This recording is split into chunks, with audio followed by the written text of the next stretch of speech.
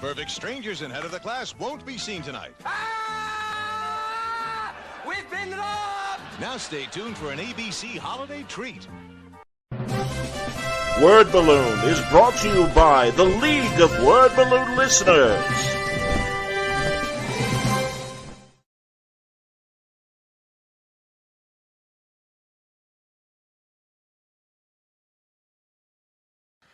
I just feel like your voice kind of comes from what you're absorbing. And certainly we've seen loads of people who just do a straight up imitation of the art styles that most affect them.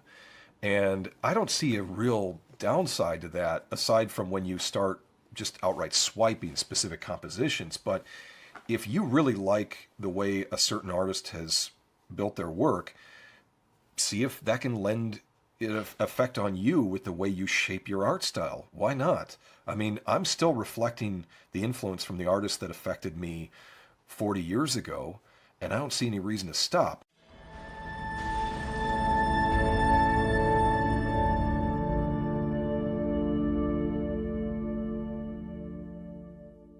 If you're here at Word Balloon, it's because you like comics, creators, conversation, pop culture subjects. Would you consider joining the League of Word Balloon Listeners? Patreon.com/wordballoon.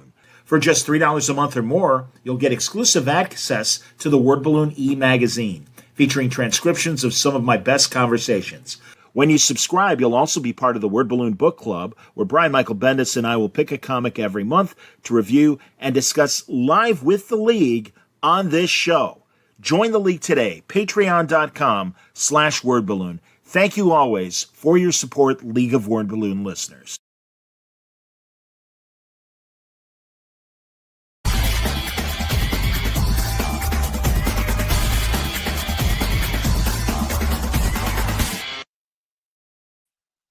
Welcome back, everybody. Time again for Word Balloon, the comic book conversation show.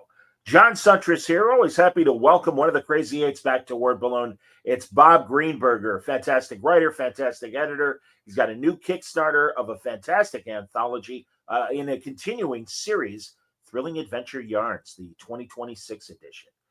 Bob, good to see you. Welcome back. Thanks, John. Good to see you. I was going through the list, Bob, and as usual, you've got a lot of the great, as Claude Rains would say, usual suspects, but a lot of them are also Word Balloon writers. And here, I'm actually first going to put up the shot of the cover. And here, let's see here. Where the hell is it? There it is. Dink. There it is. There we go. But we'll go through the list here. Great. I like the distressed wrinkles on the cover. That's great, man. Well, you know, Aaron Rosenberg, the book designer and author for the book, you know, he gave it that feel. Since it's a tribute to the golden age of the pulps, those books are not in mint condition anymore. Absolutely. My God, it's hard. I don't even know. I know they still do pulp shows. It's been a while since I've gone to the local one. Yeah. I think the big one is in Pittsburgh every fall. Yep. I knew that. Absolutely. Jerry Conway and Steranko, I know, used to go to that one. And I don't know if Jerry still goes. Because I think Jerry, last time I talked to him, was saying that he's trying to sell all of his pulps and everything, which I understand. Yeah, I mean, the generations under us, I don't know how much. I mean, they appreciate the genres, but I don't know how much they appreciate the original material.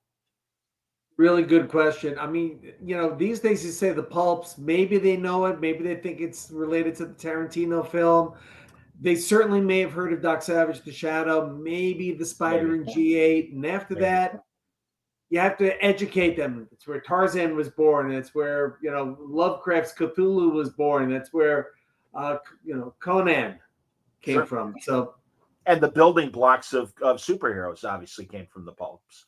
Absolutely. You know, if you look at the first like 2 years of comic stuff, yeah, from like 35 to 37, even 38 before Superman, it's all pulp inspired stuff. I mean, especially The Shadow. No question. No question. Well, you know, of course, Doc Savage, Man of Bronze, Superman, Man of Steel, both had the Fortress of Solitude.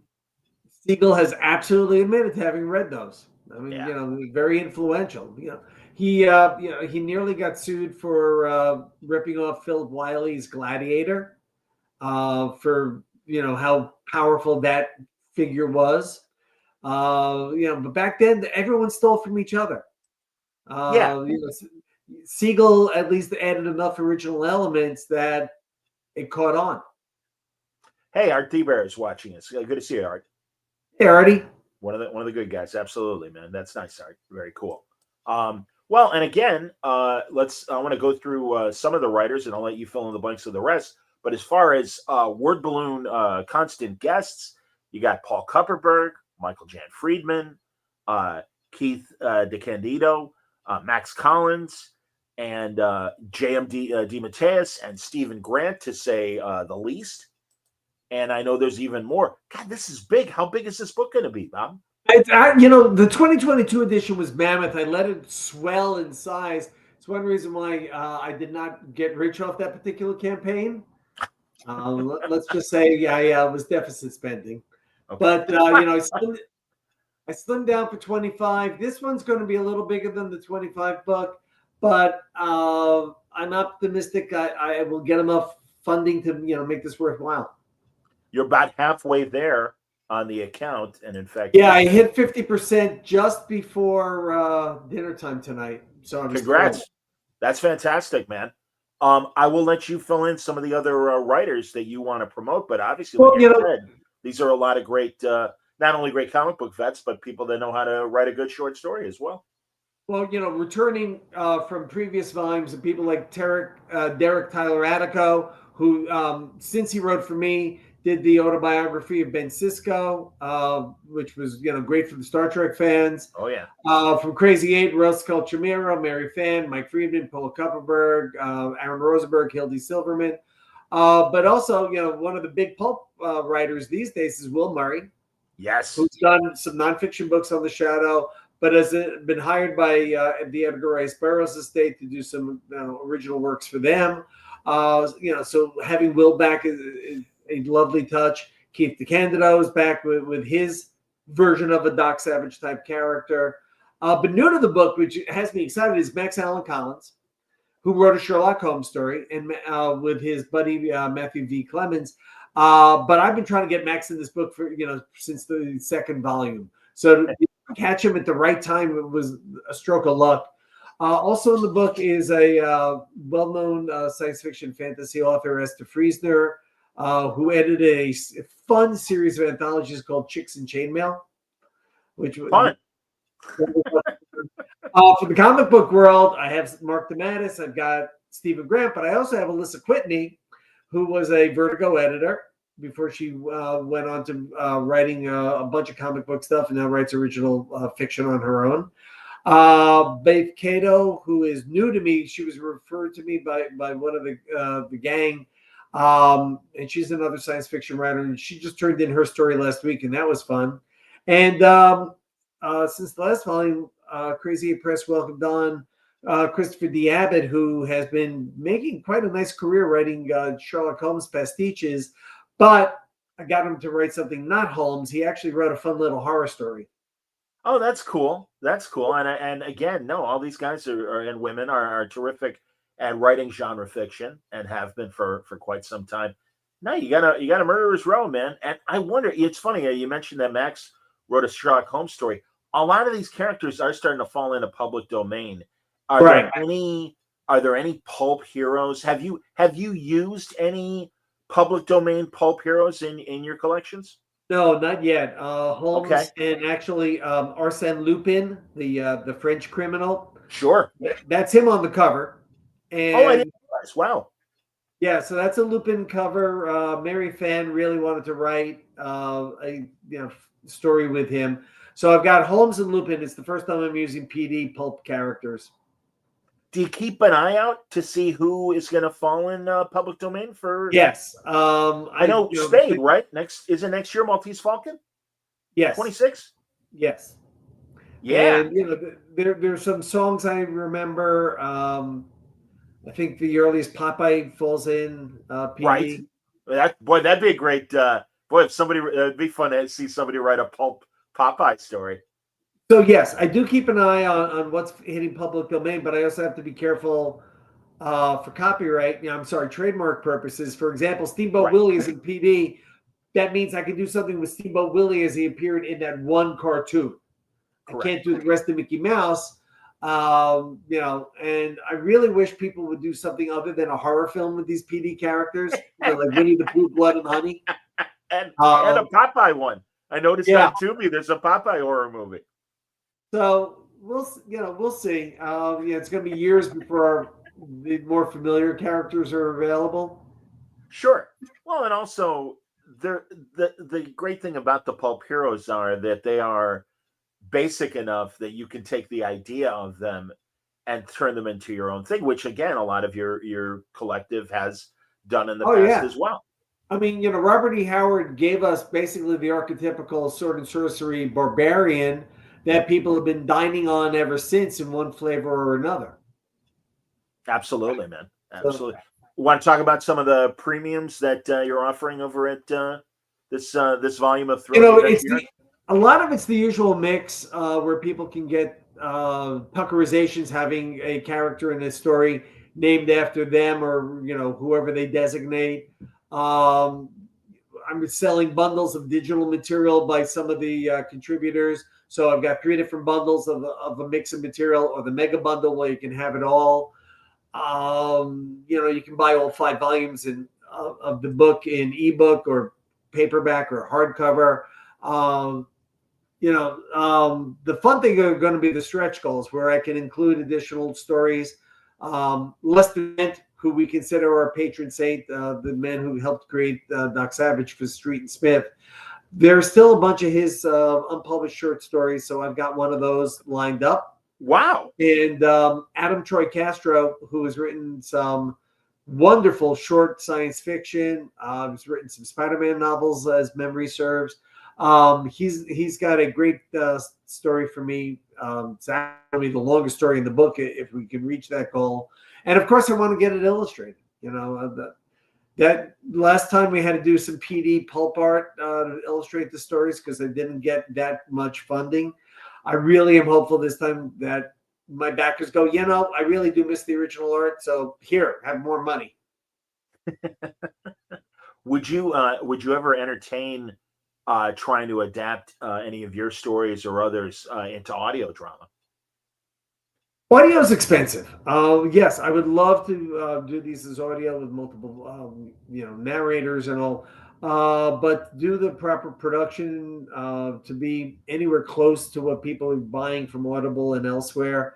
That's an expense I just haven't had the appetite for yet. Not that I rule it out, but yeah, no, audio is like, you know, the next frontier. I understand, and I'm a sucker for good audio. In fact, I just enjoyed. They did, and I'm sure it wasn't cheap to make. The Paramount people made that Star Trek Con audio drama. Yeah, I mean, you know, Nick Meyer came up with the story, and Kirsten Beyer and David Mack did a lovely job turning it into this great 9-part radio drama. I really, really hope it did well enough that Paramount commissions more. No kidding, man. Especially as, you know, again, it was great to hear George Takei in his 90s come back as Sulu. And Tim Russ did a great job as Tuvok, and I think let's take advantage of these great actors. And I mean, a lot of them could still do on camera, for that matter, as well. Yeah, from the 80s and 90s, it's like, all right, you know, don't let these guys, you know, and you know, I keep hearing that maybe Shatner might do like an animated thing or something like that. It's like, you better hurry. I mean, that could be rude. IDW just revived Kirk in, you know, one of their miniseries, so anything is possible. I actually, Lansing and Kelly will likely be back. We talked about the first issue a couple months ago, and IDW has caught me up on the next issue. Actually, is coming out this Wednesday. But cool. yeah. So yeah, we'll get to Star Trek talk in a little bit and everything. No, I want to give you your due for the Thrilling Adventure Yards. So thanks, I appreciate that. I mean, you know, the biggest stretch goal is similar to what you guys are offering on your Patreon, which would be 6 months after the book comes out. I would love to do a book club chat with my backers and some of the authors. But you know, that's the pipe dream. That's like the ultimate stretch goal. I understand, guy.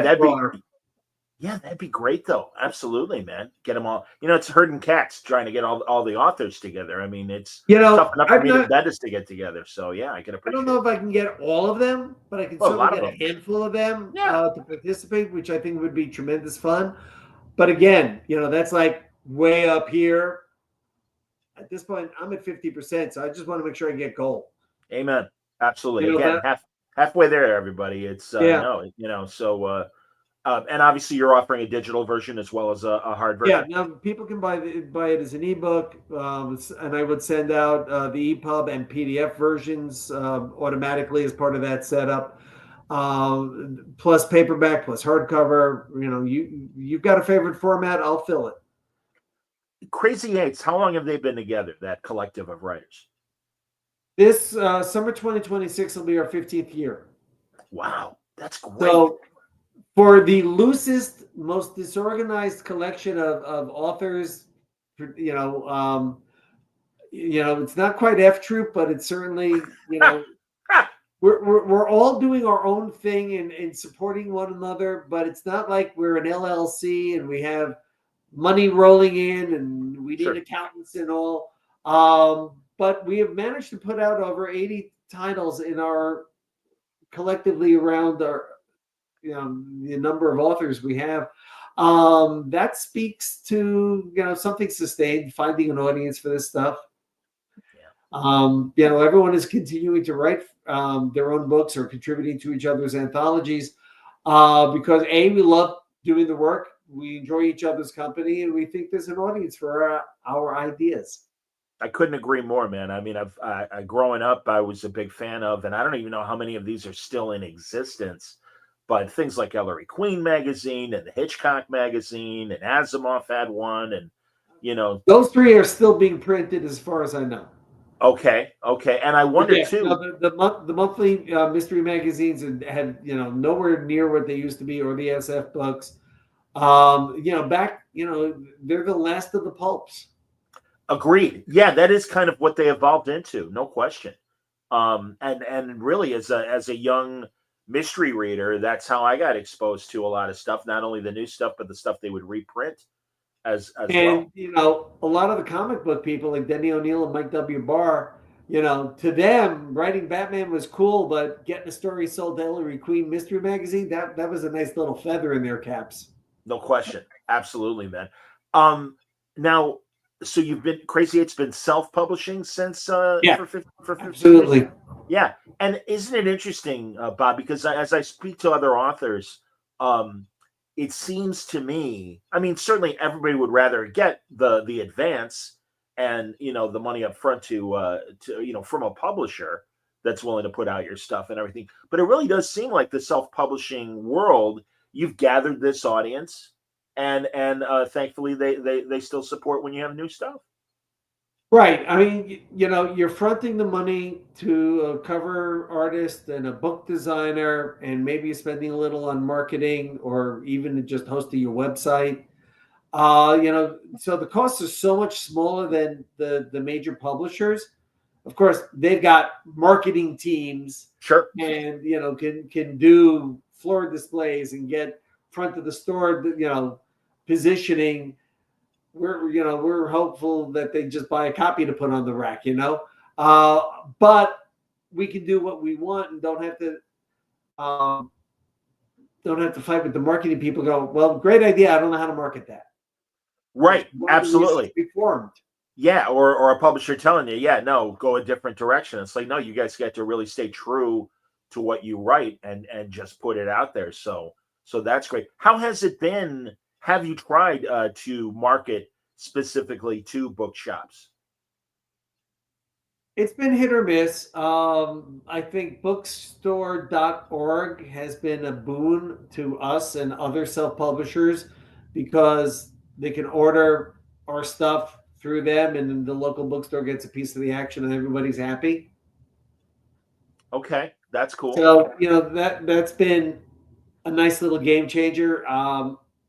I have no idea. I don't look at the financials for anyone else's material, and I need. I'm a little behind on receiving data on my own releases, so I can't tell you what has changed or not changed. But I do know I get a nice little bit of money every month from Amazon for the ebooks I have exclusive there, and that helps. Beautiful. Every little penny counts. Sure, absolutely. Now I know, and again, I lean on Star Trek. That a lot of you guys get together for shore leave every year. Right. Is there? That's in Maryland. That used to be in Maryland. Now it's in Lancaster, Pennsylvania. And the next shore leave is the second week of July 2026. And of course, being the 60th anniversary of Star Trek, they've already started announcing pretty much any guest star who's still alive. Oh, that's great. Well, that's good. And man, all right. And Bob, forgive me, because I talked to several people. I think when Peter David passed away, and I can't remember for you. We did talk, didn't we? We did talk. Yes. There you go. Yeah, and then unfortunately, one of the crazy eights that is no longer with us, obviously. And yeah. Now that said, I'll promote this. These days Kickstarter has you can buy the book, and then they have a whole laundry list of add-ons. Yes. And one of the add-ons we have available for this campaign is there was a limited 500 copy edition of The Complete Howling Mad, which was the original novel, The Howling Mad, that Peter wrote from, I think it was Berkeley back in the 80s. Then he did a sequel short story that appeared in an anthology called Otherwhere that Keith DeCandido co-edited, and that's out of print. Both are, I believe. So with Peter's widow's permission, we put the two in a nice little numbered hardcover limited edition, and we're making that available as an add-on. So if you buy the book and you want to, and the money for that will go to Peter's head. That's terrific. Family. Yeah, that's great, man. That's excellent. Big, great loss, and wonderful, prolific writer for so long in comics and in novels and short stories. Absolutely, all three. Yeah. So any sci-fi in the current volume? Any what? Any sci-fi stories in? Yes. Beth Cato wrote a science fiction story as the Friesner. Russ called Chimero. I think Hildy's is going to be science fiction. I haven't seen hers yet. But the weird thing about this is after the 2025 book came out, I polled my backers and I said, what do you want more of? What do you want less of? What do you like? Who else do you want in the book? And I was 50-50 between more SF and less SF. Interesting. Crazy. So I definitely upped my crime quotient, hence Lupin and Holmes, among others. And Sword and Sorcery, that continues to be an evergreen, evergreen genre. How about Westerns? We don't have any this time. It didn't poll terribly high, and no one pitched me any. I would have taken one because there's still an audience for it, but not this time. Maybe next time. All right, fair enough. That's cool. That's all right. My goal is to continue to do these as long as it makes a little bit of money to make it worth doing. Break even, it doesn't make count for the sweat equity and all, so I got to make a little something. I don't know if you know my buddy Doug Klauba from the suburbs of Chicago, but he only by name. Okay, he's a big painter and pulp aficionado as well, and has done his share of not only covers of books like yours, but also even cover art for collections of old time radio and things like that. And I remember a project he was talking about, and I wondered about some of the more even fringy pulp subjects, like because he was even thinking like it'd be fun to have a medical character or a deep sea diving character, things like that. Not out of the realm of possibility. If somebody wanted to suggest that. When I talk to writers, especially people I'm reaching out to for the first time, I say, this is more like All Story magazine where all genres could be included, and that's where Tarzan first appeared. Oh, I didn't know that was a real pulp All Story. Yes. Yeah. Wow. 1912, I believe. Yeah, well, that doesn't surprise me, given when Burroughs was cranking that stuff out. A lot of it was at the beginning of the 1900s. So yeah, that makes a lot of sense. Who were some of the the editorial heroes as far as the great editors of the pulp era? What's interesting is many of them wound up going into comic books. So a lot of the early ones, one of the ones that made an influence on young fan Julie Schwartz was a diminutive man named Ray Palmer. Of course. So Julie named the Silver Age Atom after him, and Weisinger left the agency that he and Schwartz were running for SF writers to join Standard Publications. That's where I believe he met up with people like Jack Schiff, all of whom wound up moving over to DC Comics. That's where John W. Campbell, the great science fiction editor for decades, got his start. Hugo Gernsback, of course, who created the science fiction genre effectively for magazine purposes. I'm sure there are others I'm forgetting at the moment, but it's interesting on things like The Shadow and Doc Savage and Spider and G8 and the others. That had more to do with, just getting it out every month or twice a month as needed. And I'm sure there were many editorial hands on these. Getting an editorial voice was harder to identify. I'm trying to remember the name of a pulp writer that was still around, like in the 80s. Jack is his first name. Williamson? It probably was Jack Williamson. Was he the guy? He was the guy that I believe was talking about L. Ron Hubbard, who, if people, they know him from Scientology, but they may not know that he was obviously a great, or at least a prolific, if not great, sci-fi writer. And he was the one that was like, oh yeah, we'd sit around in the poker games, and Hubbard would say, hey, if one of us was smart, we'd start a religion.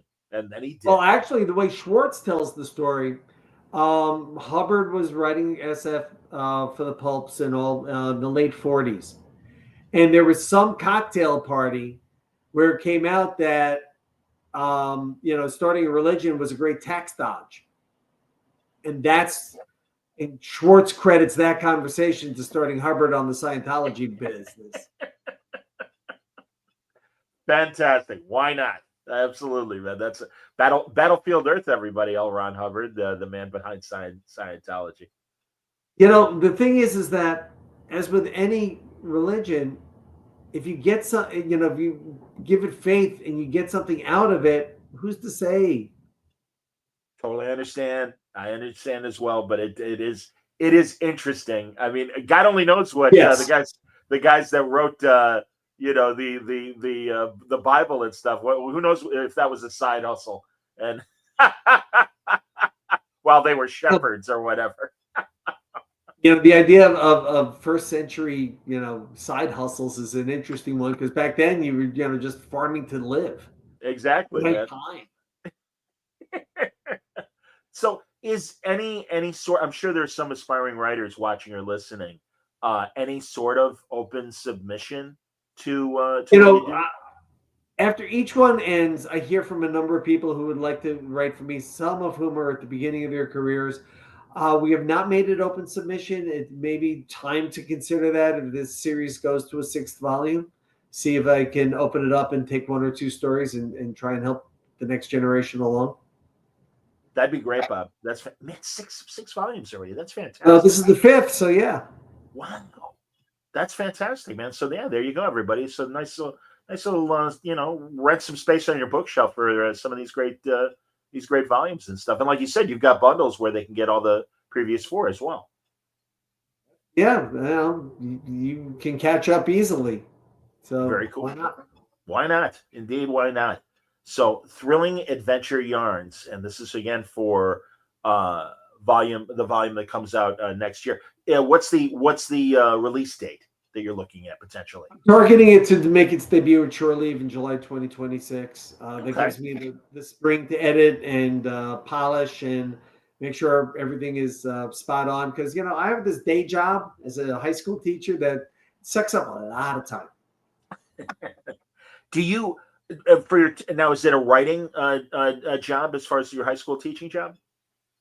Only as part of teaching how the students how to write good essays or good reflections and all. We offer a creative writing elective, but I'm not the teacher for that. And my honors freshmen have talked me into letting them try their hands at a short story when we do our short story unit in January. So yeah, this is going to be a little bit. Have any of your how long have you been teaching now?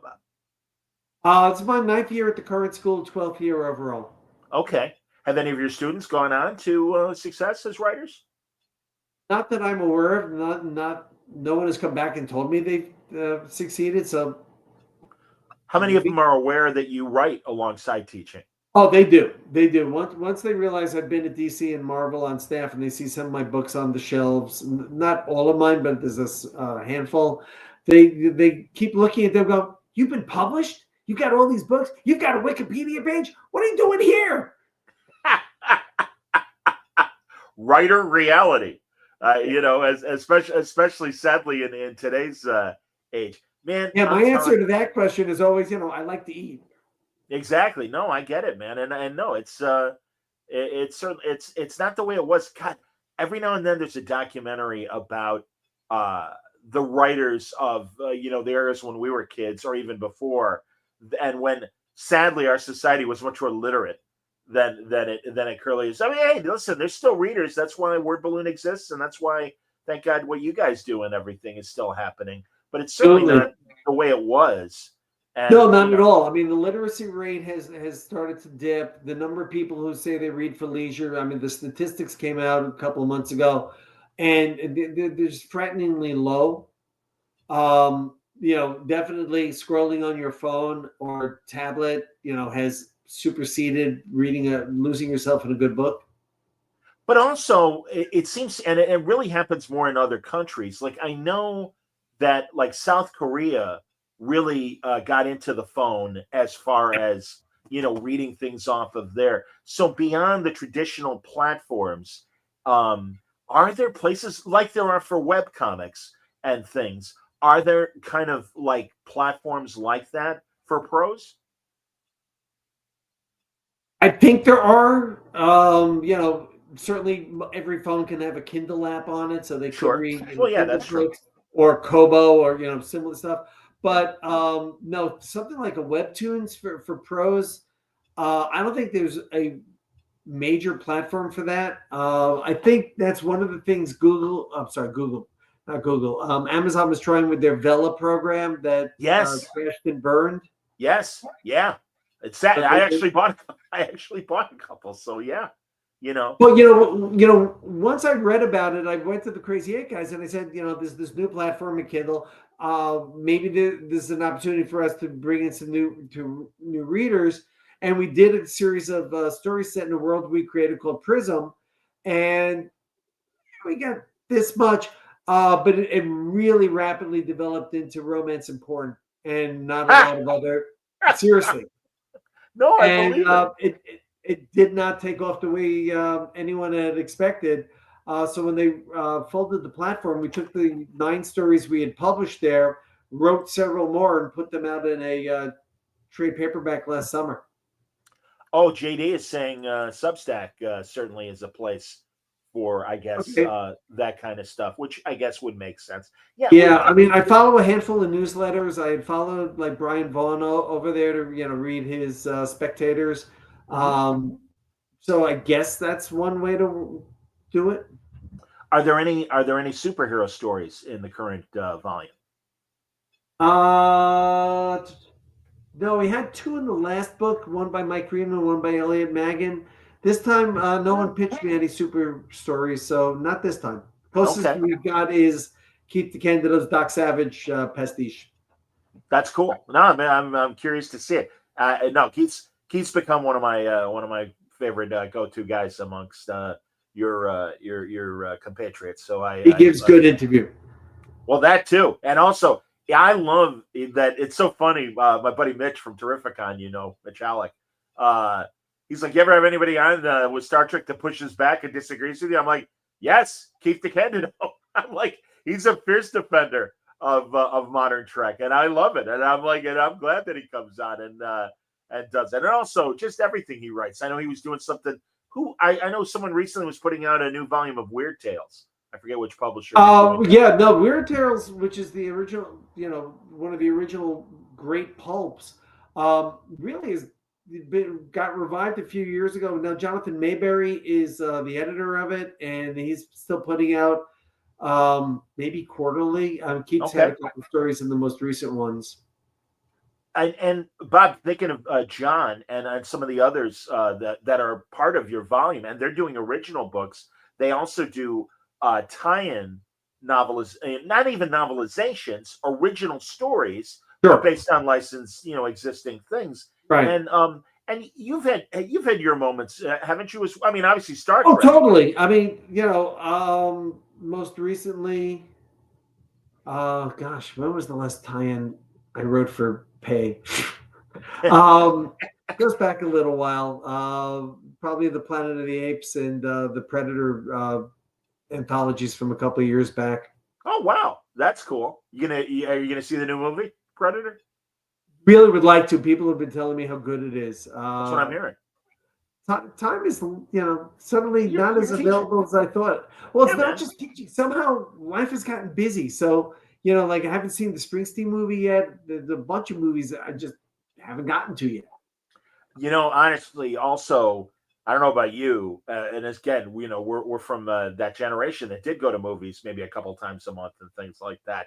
I find it less and less likely, just given what's out in the theaters. But I did see, and I'm always happy to mention this because I think as we get close to award season, I feel like I'm kind of ahead of the curve, having seen the new Ethan Hawke movie Blue Moon about how is it?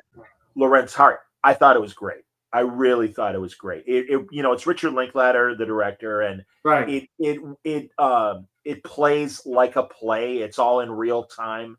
And for people who don't know, Blue Moon, the song. I forget who did it. Starts with an M. The band, in the 50s, but of course it goes back to the 30s. Yeah. And but regardless, it's the night that Rodgers and Hammerstein hit big with Oklahoma. It's opening night of Oklahoma, and everyone's at Sardi's. And Bob knows Sardi's. I know Sardi's, but for those who don't, that's the big hangout after the theater crowd. And that's where all the great Hirschfeld caricatures were, and now modern artists alongside the Hirschfelds are there, and everyone's just waiting for the reviews. And Richard Rodgers, I guess was still technically working with Lawrence Hart, but Lawrence Hart was his previous collaborator on these musicals and popular songs, and he's just kind of sitting there watching his former partner just have his ship come in, and everyone just raving about Oklahoma. And he's kind of the forgotten man. And, and also Hawke totally uglies himself up. He's playing really short. Yeah, I read about how they use practical effects to make him appear short compared to everybody else to help, reinforce the real heart. So, now that would be worth looking at. It makes me want to, because again, we grew up in that 5-channel world, 3-channel world in some cities. I remember that Mickey Rooney movie they made about Lawrence Hart in the late 40s. I don't remember it. Yeah. I think it's called Words of Music, in fact. But it makes me want to see that again. But I think, how it is, man. They put pretty people in ugly makeup, and it's like, all right, best actor, best actress. It's like no problem. It doesn't take much, man. It gets predictable. But it's good. No, he was really good. And also, speaking of Sherlock Holmes, the actor, and I forget his name, the British actor that played Moriarty in the Cumberbatch Sherlock. Oh, sure. Is Richard Rodgers. Okay. And he's got to get a supporting actor as well, because they were great. Bobby Carnival is in it as well. I really and also, sorry everybody, but really, it's nice to see a movie that's not a reboot or a sequel or an animated movie or a superhero movie or a horror movie. And it's like, they're adult movies, not porn, but they're movies for an older audience. And it sucks because it really feels like the rest of the world still is in that business. I always see new movies coming out of England that are still on, movies for adults and not just, popcorn movies, Well, one of the key differences is British films goes for mid-budget, mid-range films. They don't try and go for the biggest popcorn movies because they can't scale up the way Hollywood can. And they've made so many wonderful, charming films that my wife and I will sit and watch, unfortunately, at home, not at the theater. Yeah. No, I hear you, man. Absolutely. And also, yeah, it feels like Hollywood has abandoned the mid-budget films. This is something I've been talking about for years here at Word Balloon. So, and it's a shame because again, you don't need it. And also, we mentioned practical effects and things like that. It's like, good Lord, we're about to see. I believe it hasn't officially been announced, but we're about to see Star Trek change hands potentially. They've certainly another movie is supposedly in the works. Well, they've named the people who are writing and directing, so that's a step forward. But they've named other writers and directors over the last decade, so who can say? Yep, and that's the thing. And it just seems like, and I just remember when Harv Bennett was producing the original cast movies, right? And they weren't big budget movies, but they were smart stories, and it's like that's what you come for Star Trek. It doesn't need to be, a $100 million, $150 million budget movies. You can tell a smart sci-fi story. God, remember Moon a couple years ago? Sam Rockwell. Yes, of course. That was a reasonably budgeted film, and they did quite well. Or at least it was an effective story at the very least. For me, I think J.J. Abrams and Bad Robot just didn't have the right handle and the right attitude towards the Star Trek feature films. And they waited way too long between films, so the cast was aging out fast when it was supposed to be the guys at the beginning of the career, what a proper reboot was supposed to be. And after 2 misfired, and then 3 was really good, but 2 misfired meant the box office for 3 wasn't what it needed to be. Yep. They sort of shot themselves in the foot. So I think, much as I liked a lot of that cast, I think it's time to start over. Totally agree, man. Honestly, when they made the announcement of no more Kelvin movies, I'm like, again, no, the time has passed. And honestly, man, again, this is my opinion. Kurtzman, Secret Hideout, the people in charge of modern Star Trek, they've had 8 years. And it's like, and they're going to get 9 or 10, depending on how long they stretch out Strange New Worlds and this new show, Academy. And it's like, okay, you've made your statement with Star Trek. Time to leave. Because they've divided the audience in the worst way. And I don't, Bob, I don't know, man. I was, I'm only a couple years younger than you. And it seemed like, we had our frustrations initially with Next Generation. Right. But again, it was a different television world. They would get 26 episodes a season. And even those first 2 seasons, there are good episodes in there. When you only have 10 a season now, it's that much harder. But also, they've really gone so far to stray from the template of Star Trek. And, no, nobody wants it anymore. And it's like, that's not right. I'm sure they would if you wrote better stories. I don't know your opinion on what they've been doing. Well, Strange New World season 3 was so mixed. Some episodes were good. Some were like groaners. And it given what they established in the 3rd season, they veered further and further away from the Roddenberry Star Trek that they're supposed to be dovetailing to. They've got a season 4 and an abbreviated season 5 to go. Yep. 4 is already shot. Yes. They're working on 5, 6 episodes to wrap it up. And it's like, I don't know how they're going to put all the pieces back and make it work when you get to where No Man Has Gone Before. Well, I got to be honest, man, especially having La'an Noonien Singh. I mean, I and it's a great character that is poorly named.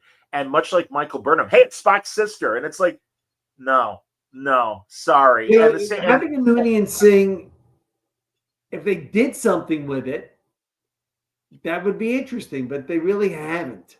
Yeah, but again, getting us to it's just and for everybody, sorry, I always use this, and I don't mean to be like light about the name, but it's like hey, I used to date a woman named Susie Hitler, and I mean they're gonna meet Khan Noonien Singh, and of course Space Seed was made decades ago, so it doesn't fit. My assumption is like they used to do on Voyager and Deep Space Nine. We're going to get somebody from the temporal No. cops.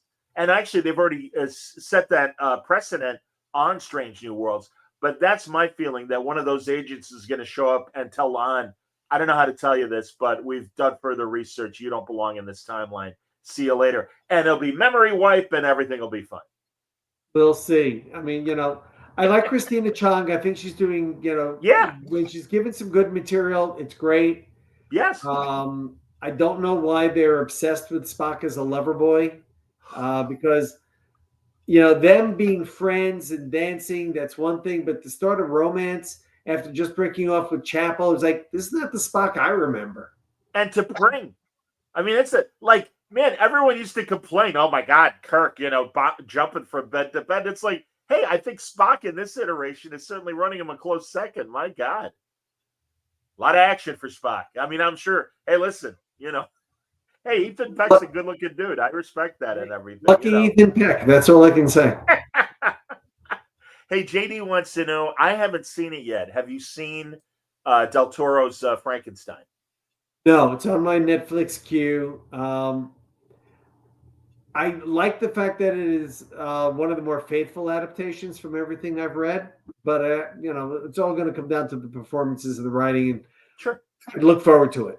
Yeah, I know. Sounds like a great cast. Del Toro obviously is a man that respects and tries his best at horror, and I think succeeds more times than not. I didn't see his Nightmare Alley. Did you?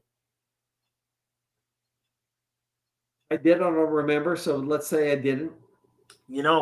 I'll tell you, the original, especially for being an old movie, the Tyrone Power movie, disturbed me enough. I kind of didn't want to see a remake. It was like, it's just like Nosferatu last year or 2 years ago. I'm like, I don't know if I want to see somebody get more grisly. Say it again. The remake was very atmospheric. It evoked the feeling of the German silence, when that was made in 1922, I think it was. Yeah. So I give them credit for that, because it really was a modern day take on that storyline and that feel. I wish more people had brought a unique atmosphere to their storytelling. Del Toro always does that, but I wish more filmmakers did that. I agree.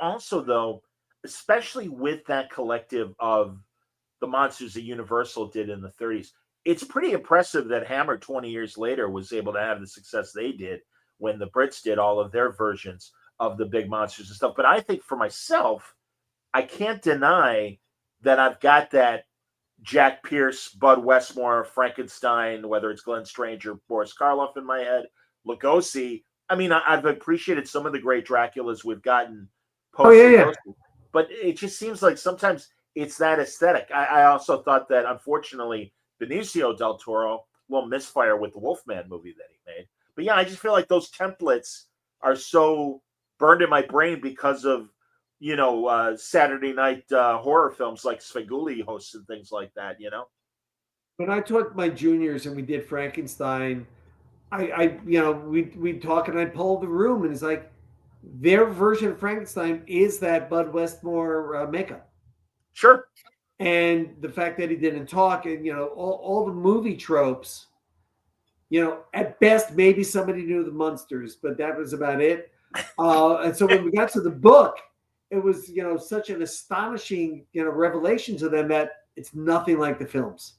Even the great Hammer stuff with Christopher Lee.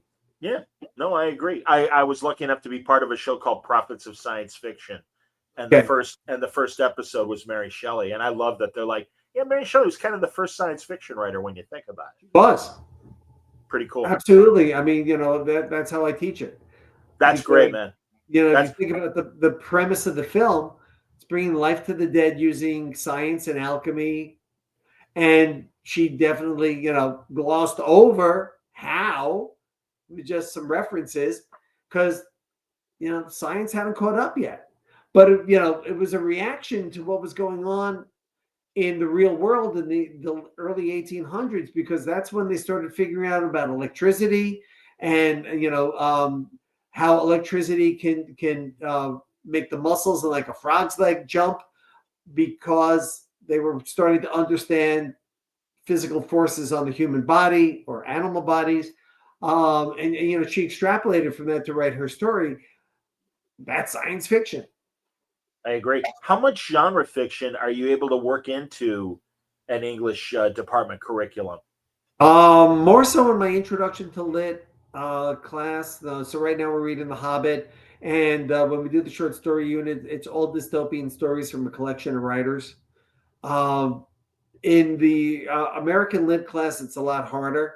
The closest I get to it is we definitely do a Raymond Chandler story in the spring.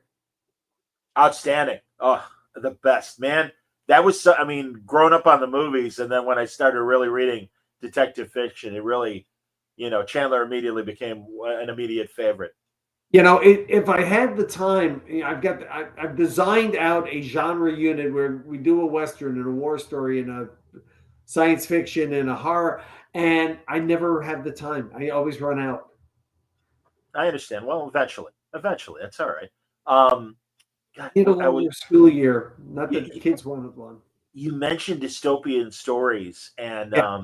I'm stunned, and really, Gabe Hardman and I like to do obscure movies or movies that have just like people have forgotten about, and I'm betting you know this movie.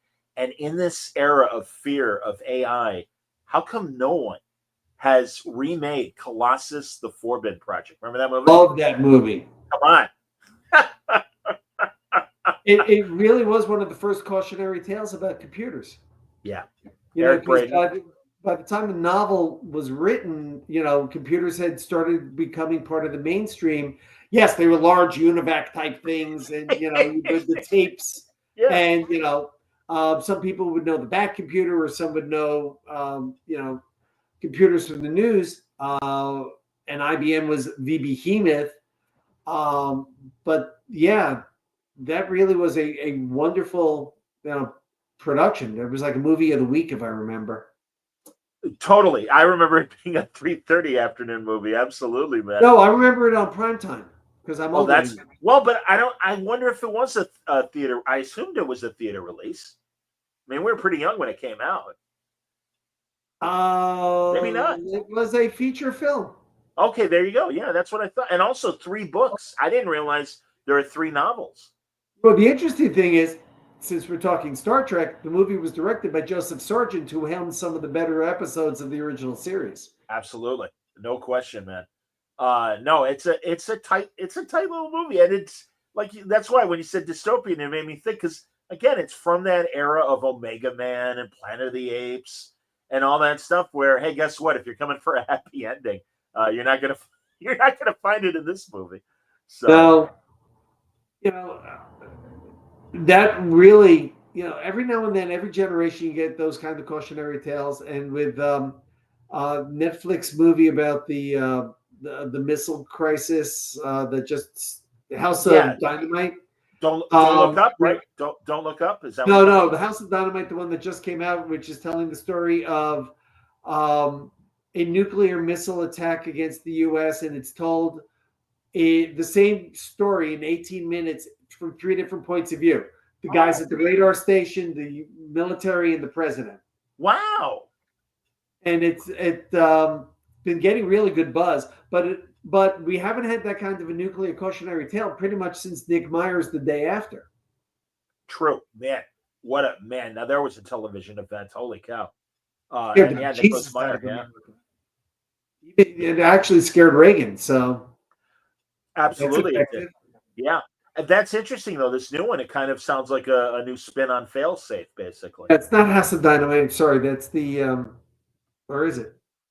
Anyway, just came out. It's been getting great reviews. It's been out about 3 weeks on Netflix, and I haven't seen it yet, but everything I've read about it, for me, it's must watch. What are you watching streaming-wise, if you have time to watch anything streaming-wise? My wife and I carve out a couple hours every night to sit together and detox. Currently we just watched the 4-parter about the assassination of James Garfield, which was wonderful. I'm just starting it. And Matthew McFadden, one of my favorite guys. Well, it's Michael Shannon and Bradley Whitford, Nick Offerman. Yeah. So the Offerman's wonderful as Chester Arthur. Yes. Anyway, so we just finished that last night. We finally started the new season of The Witcher. High Anxiety.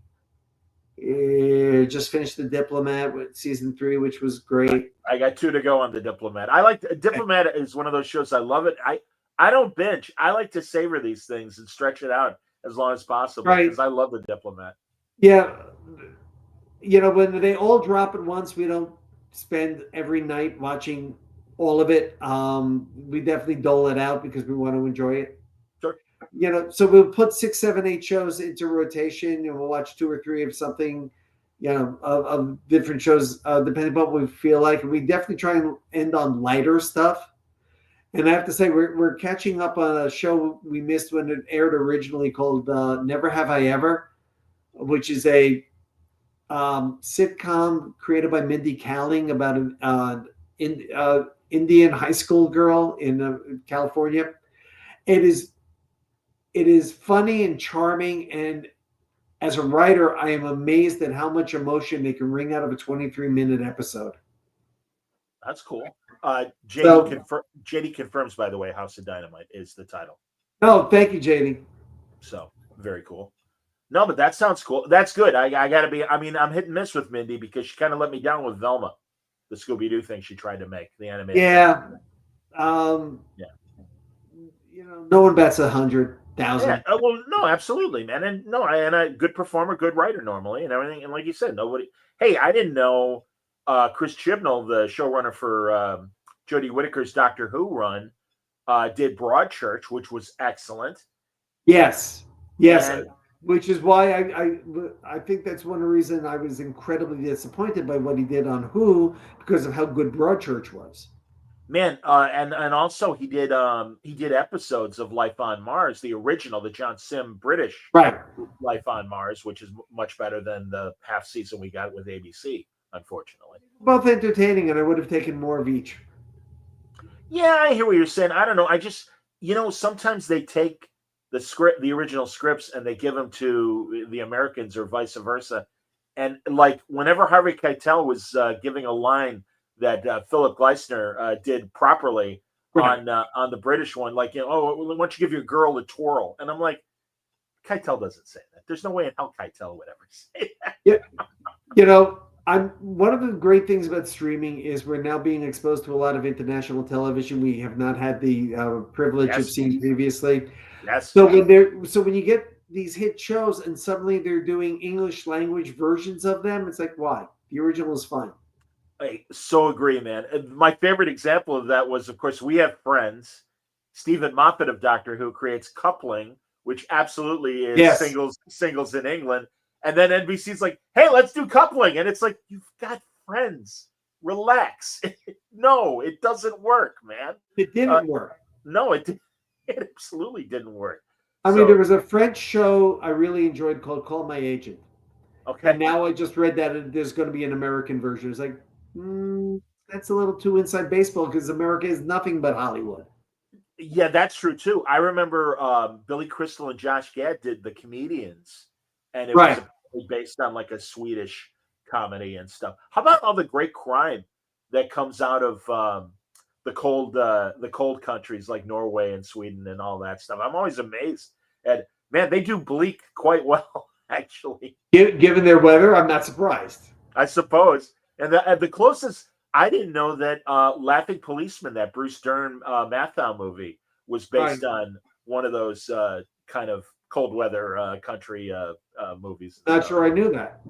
I was surprised to learn that because I always give it up to Mathau. I mean, I love his comedies and stuff, but Charlie Varick, Laughing Policeman, it's like, no, actually, give him the right script, and of course, Taking of Pelham 1, 2, 3, and I was just about to bring that up because it's not a comedy, but he plays it with just enough sense of humor because he's the everyman in that. Yes. Matching wits with Robert Shaw, who is just cold. It's amazing, man. I always call it Dirty Barney Miller. It's like R-rated Barney Miller, basically, because it's these weary cops that are like, All right, I don't know how long he's gonna hijack a subway and think he's gonna get away with it, but all right, that's what we're dealing with today. Fine, There was an article just recently that reminded us all that, as far as the police are concerned, Barney Miller is still the closest show to their experiences. Such a fan. So Ron Glass was because of Firefly and Serenity at a Comic-Con, one of my first Right. that I went to, and I got to talk to him. I'm like, Ron, I'm so sorry, man. I'm like, you might be sick of it, but can I be the 100 millionth person to tell you how much I miss Barney Miller? He goes, I never get sick of it. That's totally fine. So, When Jim McCord came to one of the Shore Leave conventions because he had been on Battlestar Galactica, he and I talked Adam 12. We didn't talk Galactica at all. Ken McCord, right? Ken McCord, sorry. Ken, that's all right. No. You can't. Sorry, man. And again, I'm not trying to, but yeah, Ken McCord, absolutely, man. And also, wasn't he the guy's dad in Farscape?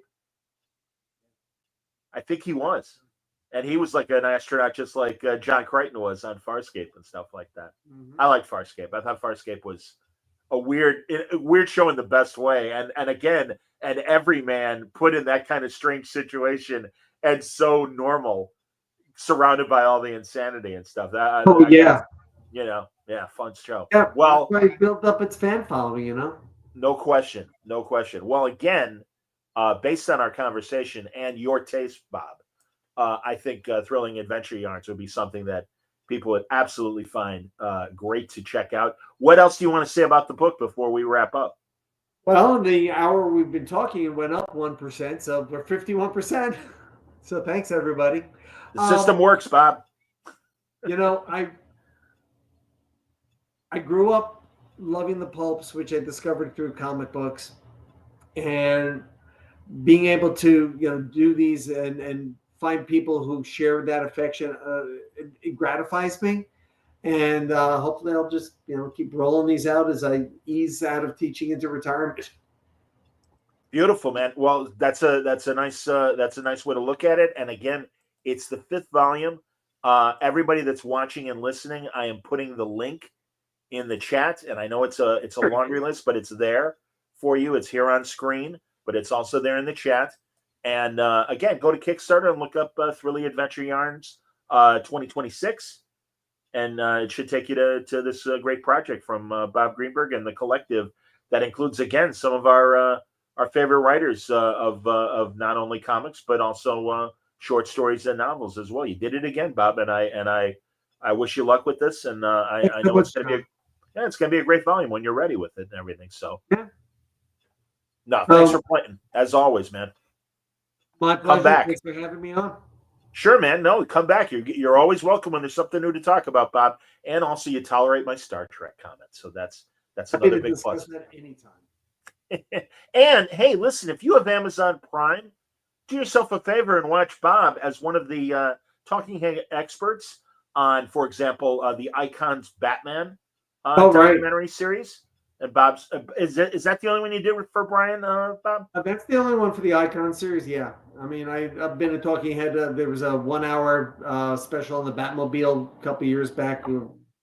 I was on that as well. I think that might be available on HBO Max in their DC section. Yeah, I think so. I mean, it aired on the CW, so I'm sure it's owned by Zaslav and company. Yeah, there you go. Yeah, and if not, I have a feeling I've seen it on YouTube as well. So hunt around for that. But definitely, Bob is one of the big talking heads on Icon, all about the history of the Batman movies. And it's as I've told you before, you did a hell of a job on that thing. So thank you so much. My pleasure, man. Bob Greenberg, everybody. Thrilling Adventure Yarns 2026. That is the active Kickstarter that deserves your attention. Make sure you check it out and support it. Thanks for watching tonight. Philip Kennedy Johnson, another fantastic writer, coming on tomorrow to talk about DC and Marvel stuff. At the Baltimore Comic-Con, I wound up on half my panels with Philip, and he turns out to be a really nice guy. Sweetheart of a guy, Renaissance man. And also, it's great mentioning the fact that you teach high school. He's going to be at a local suburban Chicago high school this coming Saturday as a one-day convention that is supporting after-school programs. And hey, man, excellent. that's how I got into radio, after school programs, and I'm a big supporter of that stuff. So I'm happy to have Philip on and talk about that and what he's doing with the Hulk and Superman and Batman and Robin. So that'll be tomorrow night on Word Balloon Live. So until then, everybody, thanks for watching and listening. Stay safe, stay happy, stay healthy.